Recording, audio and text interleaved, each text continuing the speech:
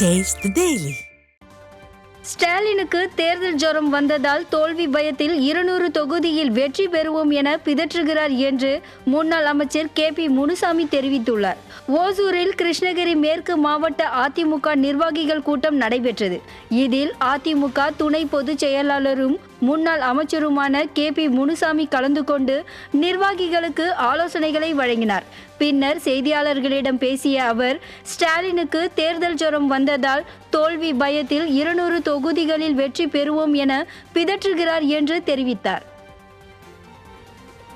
வெற்று வாக்குறுதிகளை கொடுத்து மக்களை ஏமாற்றுகிறார் என்று சொல்லுவது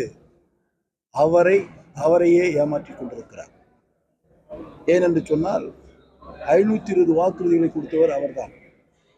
மனசாட்சியோடு அவர் சிந்தித்தால் நாம் தேர்தல் காலத்தில் கொடுத்த அனைத்து வாக்குறுதிகளையும் நிறைவேற்றினோமா என்று அவர் மனசாட்சியோடு பார்த்தால் இந்த கருத்தை அவர் சொல்ல மாட்டார். அவருக்கு தேர்தல் ஜுரம் வந்துவிட்டது. அந்த தேர்தல் ஜுரம் வந்த காரணத்தினால்தான், தோல்வி பயம் வந்த காரணத்தினால்தான் தன்னை அறியாமலேயே 220 வெற்றி பெறுவோம் 220 வெற்றி பெறுவோம் என்று அவர் பிதற்றிக் கொண்டிருக்கிறார்.